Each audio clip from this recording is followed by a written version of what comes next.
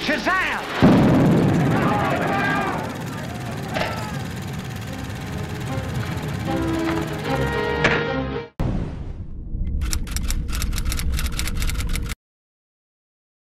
Hey everybody, welcome back to Interrupting here with another movie review tonight. We have Godzilla Minus One, the 37th movie of the Godzilla franchise, if you want to include the American ones. They've made a lot of these, but thankfully this has no continuity or anything, so if you don't know anything about Godzilla, you can jump right into this and just go enjoy yourself, have a great time. This is brought to us by Takashi Yamazaki, who is mostly known for other franchise work like Lupin the Third, The First, and also Dragon Quest Your Story. Those are the only big movies I really noticed from his resume. I haven't heard of anything else. Then he's given us this movie here, this newest Godzilla movie, which has done very well overseas. Has not only did a win, yet not only is it doing well in the box office, but also has high critical acclaim, with even people like Steven Spielberg like praising it. Pros and cons. All right, this movie, I mean, for sure, like I think this is the best Godzilla movie I've seen. I agree there, but I haven't seen much. Only seen the American ones. And I'm not. I mean, the American one's okay. Like Godzilla 2014 was just garbage. Mm-hmm. Really bad. Yeah. Godzilla Johnson was just bland as fuck in that movie. Yeah, the worst protagonist in fiction. One of the worst protagonists I've seen. Very boring and bland. Godzilla was kind of barely in it. The second was much better. Yeah. It wasn't great, but much better. Much, at least entertaining. Yeah. Has some decent aspects to it because the monsters are more characters. Like, the difference in Godzilla Minus One and Godzilla, the franchise in America, is that the humans are, like, whatever characters, and the monsters are, like, the main characters, more so. Mm-hmm. Which I like, too. But what this movie does differently, the Japanese version of Godzilla Minus One, Godzilla is just this force of destruction, this force of nature, unstoppable. And the humans are the characters. We follow them as they try to take on this Goliath, you know? Yeah, and they're impossible odds. And they're not just victims like how they are in a lot of these movies. These are like full-fledged characters, their own wants and needs and stuff. Exactly. One's needs, desires, like, you know what I mean? Like, and it resonates throughout the entire story. Mm-hmm.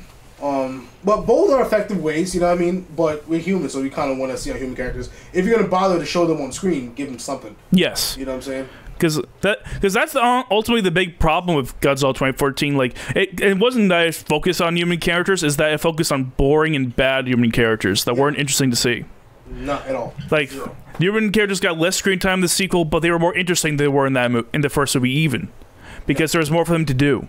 Yeah, but the thing I like, because like it was more about like these monsters are like battling for power, dominion over the earth. Yes. So it's like, who's the alpha? And I kind of dig that. Mm-hmm.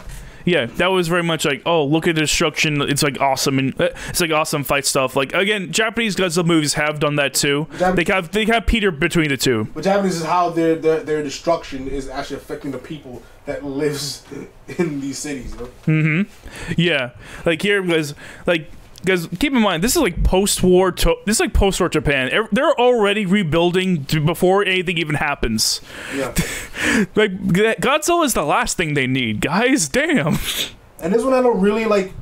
It's like a main character I could really like. You know what I mean? Like, feel, and you usually don't feel these. You know, and usually don't feel these characters in these kind of monster movies. No, because not often. This character really had an arc and had like emotional. He kind of came into the story with emotional baggage and turmoil. Mm-hmm. Like, he had this very freaking like. First, he had a very humanizing scene where he was just given the baby from this random chick that was running the streets, and then he had a moral. He had a moral decision to keep her and not to let her just like leave any random place.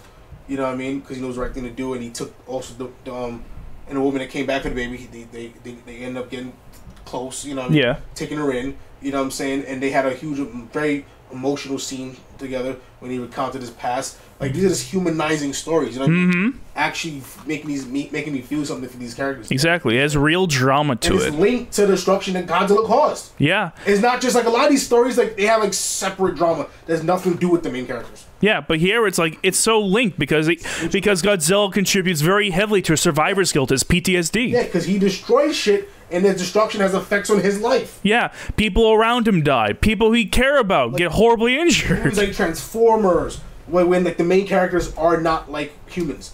Or, like the main attractions of the movie aren't humans, like the Transformers, the Godzilla American ones, whatever else, whatever other like movies, even horror films. Yeah, it's mostly separate. Much separate dramas, like even like Halloween Ends and Exorcist Believer, like very different fucking stories that's not linked to the actual central conflict that we know is gonna come because this is a monster movie. Yeah.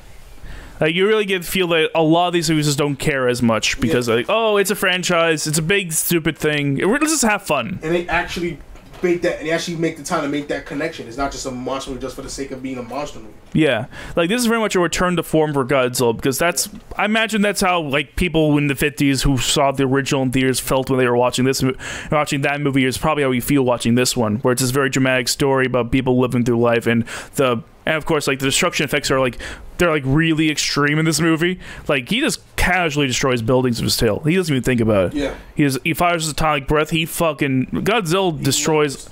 He levels shit. He levels shit. His mouth and fling shit. Yeah, he throws battleships very casually. He fucking creates an explosion that has like where the wind pulls and pushes extreme speeds. Like, he does all sorts of crazy shit. I'm like, bruh, they're just trying to get their stuff back together from World War II. Give them a break. It's fucked up.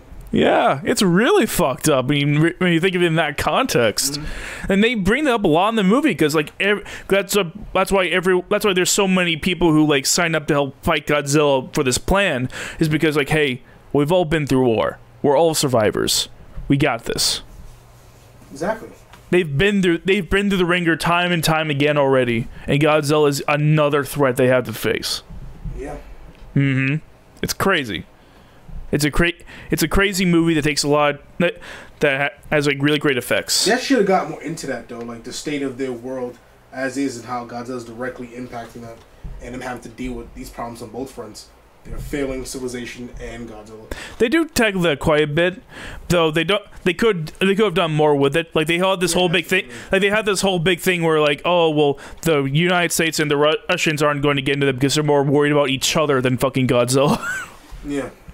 Because that's what the post-war tensions are very much like. Because by the time the movie ends, like it's like late 40s, I think. By the time it ends, so it's well after the war, and like they're focused on the next thing. And Japan is like, it is very much a dramatic movie. Though one thing I'm really not super fond of is how they brought, because like it's presumed that what's her face Noriko dies in the movie when she's in Ginza, but they bring her back like the very last scene, like, oh no, she was alive this whole time, she was just in the hospital, like really really fucked up from her injuries. I'm like, I don't know, it felt too Hollywood for me. That's kind of it, because like the rest of the movie had this very like melancholic tone where it's like kind of depressing but also kind of hopeful. It's like this very in between. But then at the very very very end of the movie, they go like full Hollywood, very hopeful ending. And I'm like, I'm not sure how I feel about that personally. That's like my one big gripe of the movie. Okay. Yeah, but aside from that, I thought the drama was executed perfectly. I thought the action sequences were fucking. They were thrilling. The destruction that Godzilla causes is insane, and then the overall themes of like him dealing with his survivor's guilt and just like getting better. I thought that was just a fantastic arc. Yeah, on my end, I agree with most of what you're saying. I do think this movie had solid drama, solid action. One of the best Godzilla movies I've seen. Still it's a monster movie to me in a general sense. So, I mean, it's a vast improvement over Godzilla movies, but the ones I've seen, it's not that much of a, because those movies weren't that great. Yeah, the American ones really, especially weren't. So, like, the way I see it, this definitely gets about a 90. Yeah, this is solid. You read my mind, man. 90 was the exact number I was going for this. Yeah, it's a good movie. Yeah. This is a very good movie. Especially if it's a Godzilla, I mean, watch this for sure. Yeah, definitely. If you're interested in Godzilla, or hell, even if you've never seen Godzilla, or just have a vague interest in it, again, this isn't like in continuity with literally anything, so you don't have to know anything. Just go into it. You don't have to worry about King Kong or Rodan or any of the other fucking giant monsters. Just go right into it and have fun. Absolutely. Yeah. With that being said, make sure you support good movies in the theaters. It's very important that you do, because, again, give money to the good movies. Go and have a great time. And make sure to hit the like and subscribe button. And we'll see you next time for some more reviews.